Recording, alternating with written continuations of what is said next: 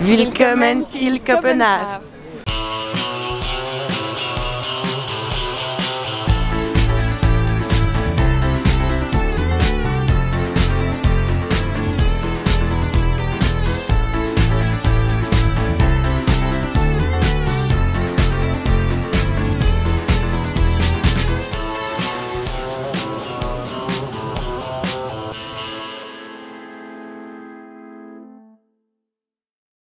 Bonjour à tous, j'espère que vous allez bien.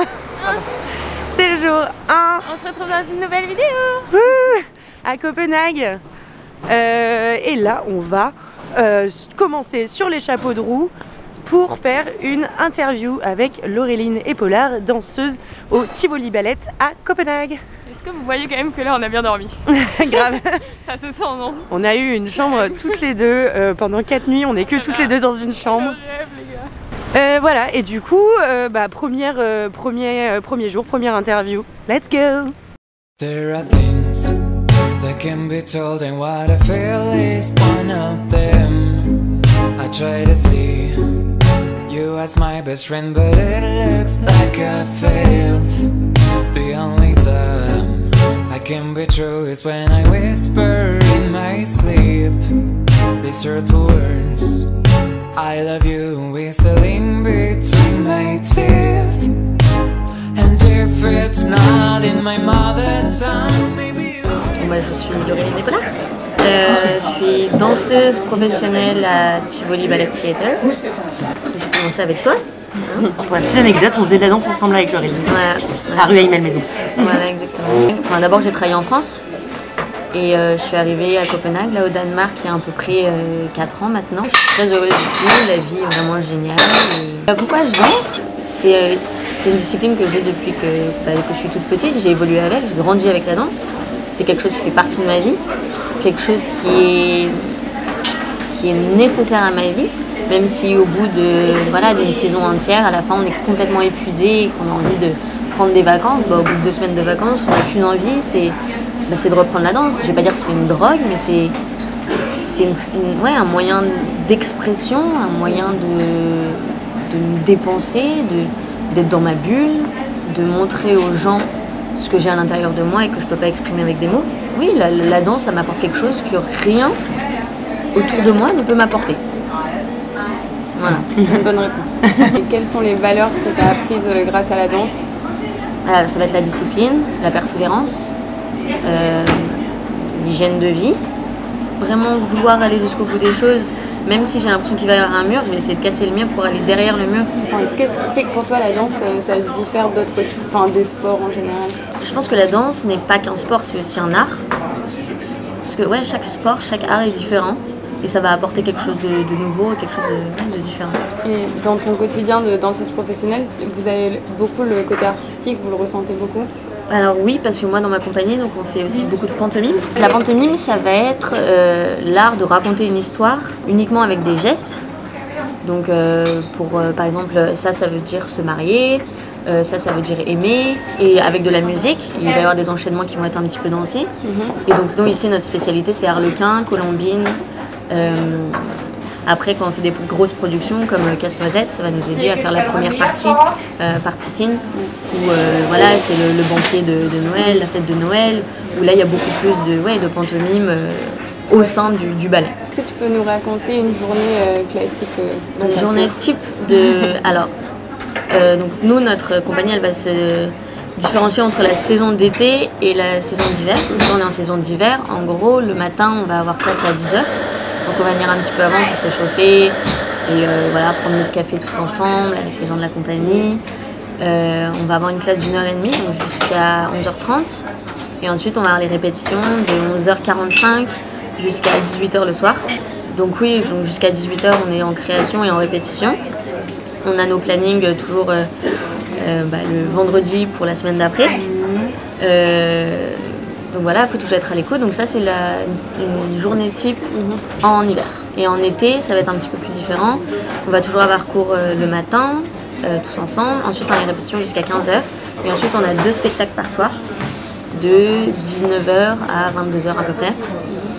Et voilà. Et quand on fait une création comme ça, est-ce que le chorégraphe arrive en ayant fait déjà toute la choré? Alors ça va dépendre des chorégraphes. Ouais. Nous, notre chorégraphe, là, Yuri, il arrive, il se met la musique et tu le vois. D'un coup, tu vois l'artiste qui est en lui, il va commencer à bouger, à ressentir des mouvements et en fait il aura une ligne conductive, on a l'histoire avec qui va faire quel personnage, on a la cast list, mais il va pas arriver avec les pas déjà faits parce qu'il va créer sur nous, il va voir ok elle va pouvoir sauter, elle va pouvoir tourner, lui il est mieux à faire ci, etc. J'allais demander aussi par rapport au classique où il y a beaucoup de compétitions et notamment compétitions individuelles, c'est quoi le regard du coup aujourd'hui en étant dans une compagnie, le regard que tu portes sur la compétition, le positif, le négatif? Alors je pense que la compétition quand on est jeune c'est quelque chose qui va être très intéressant, qui va permettre de te développer et d'apporter l'expérience de la scène. Ça va être négatif dans le sens où la compétition, ça va éduquer un enfant à se mettre en avant par rapport à quelqu'un d'autre ou à essayer de se mettre en avant par rapport à quelqu'un d'autre, pas forcément en l'écrasant. Voilà, je m'en fous, c'est moi qui dois être devant, tu te blesses, c'est pas mon problème. Tu vois, c'est un peu ça. Et je pense que l'éducation n'est pas assez développé dans le sens où les professeurs devraient vraiment transmettre le fait de oui tu dois briller mais il faut que tu fasses attention à ta copine, tu vois, c'est pas en l'écrasant que tu dois briller. Le mot de la fin. Le mot de la fin, la danse est un art, c'est l'art du mouvement, il faut se lancer, il faut y aller, si vous aimez, allez-y, pas de problème. Et voilà. Merci. De rien. On sort de l'interview avec Laureline. C'était trop intéressant et en plus elle nous a emmenés dans des endroits trop fous. Elle nous a donné des conseils, donc là on va aller manger selon ses conseils.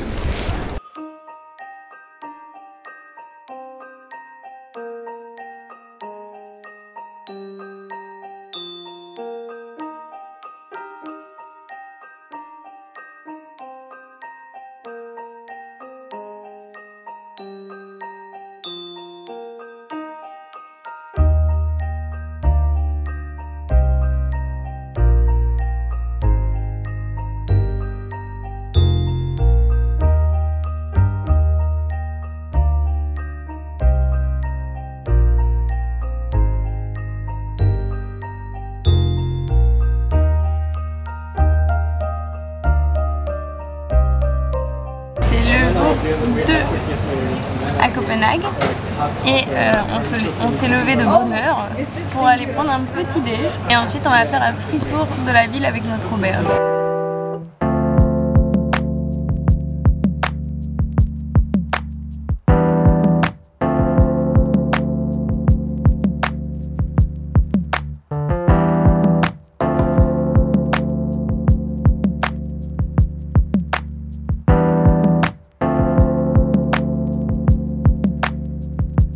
Petit feedback et petites anecdotes post-free tour. Petite anecdote rigolote, c'est que la Queen Margaret, qui est la reine du Danemark, en fait elle aime beaucoup Dessiner, peindre. Non mais il y a plusieurs trucs, elle aimait quoi? Voilà. Bref, elle aime l'art, nanana, et elle aime peindre, et du coup, en plus de ça, son livre préféré c'est Le Seigneur des Anneaux, et du coup pour la première édition en danois, c'est elle qui a fait toutes les illustrations du livre. Et deuxième, pas anecdote, mais fait, qui fait qu'on va venir vivre dans ce pays, c'est que c'est le pays où les gens sont le plus heureux du monde, et 2, c'est le seul pays du monde où les femmes sont en moyenne mieux payées que les hommes. Ça, on adore. Et maintenant, on rentre dans l'église de Marble Church qui est juste derrière nous. Et pas en marbre, parce que ça coûtait trop cher. Et après, on va manger.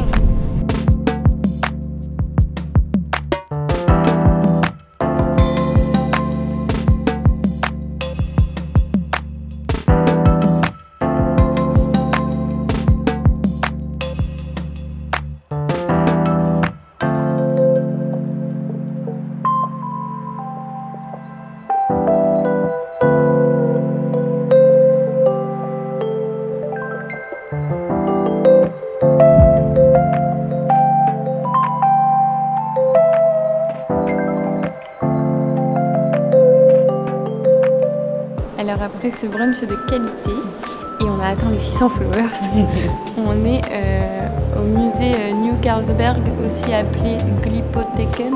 Et c'est gratuit le mardi et c'est des collections égyptiennes, grecques, françaises. Et voilà.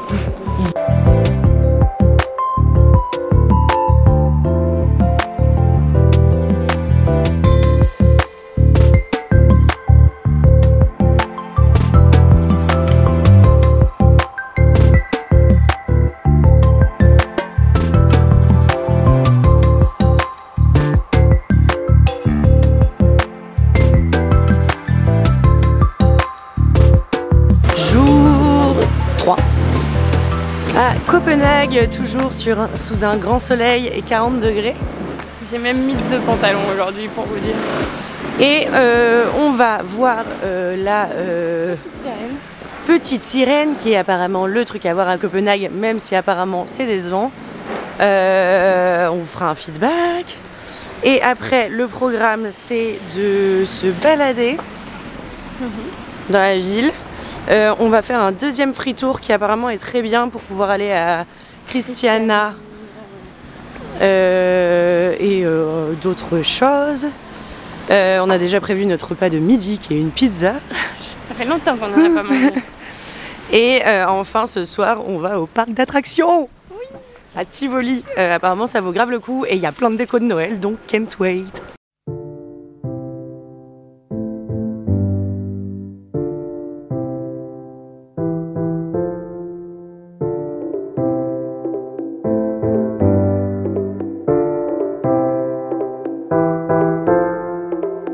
Alors là on est devant la petite sirène de Copenhague qui est l'emblème de la ville et en fait elle a été commissionnée par le fils du mec qui a créé Carlsberg, la bière, parce qu'il est allé voir le ballet au National Theatre de Copenhague sur la petite sirène et il est tombé amoureux de ce ballet et du coup il a demandé à une danseuse de poser pour faire la petite sirène.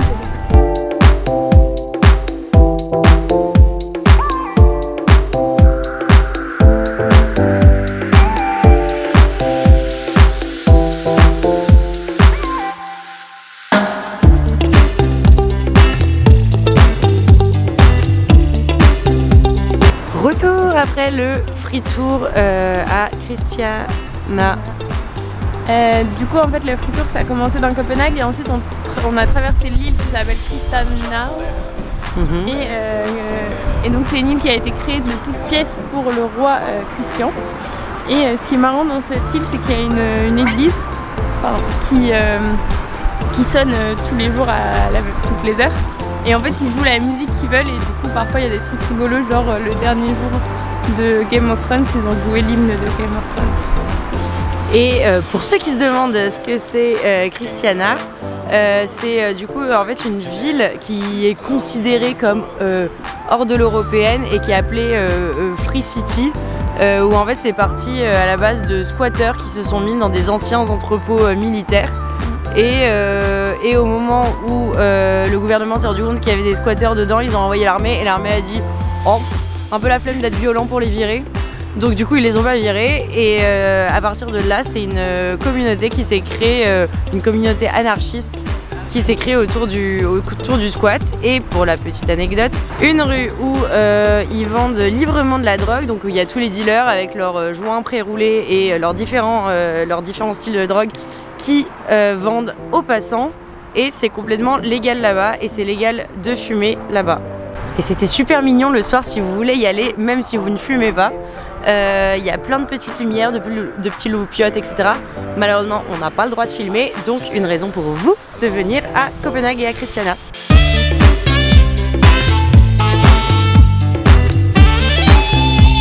On va au Tivoli Gardens, c'est un parc d'attractions et c'est genre le parc à faire à Copenhague.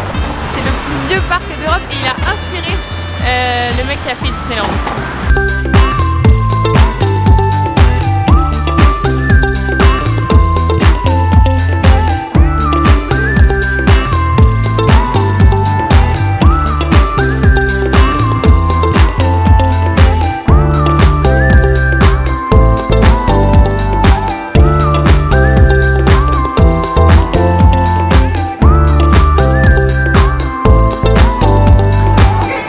Ça coûte 16 € une attraction, donc on espère que ça va être bien.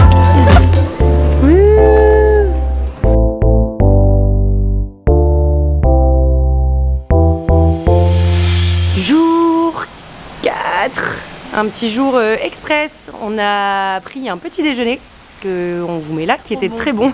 Mais très nourrissant. Très nourrissant et un petit peu pas du tout dans le centre de Copenhague si vous voulez le tester, mais il vaut le coup. Et en fait après on a foncé à un cours de danse qu'on avait à 11h de bachata, sensual, lady style and she said also a bit fusion. Enfin bref, du coup un peu différent de la bachata qu'on avait fait à Barcelone et on était trop contentes et on vous met la vidéo juste après qui est trop bien.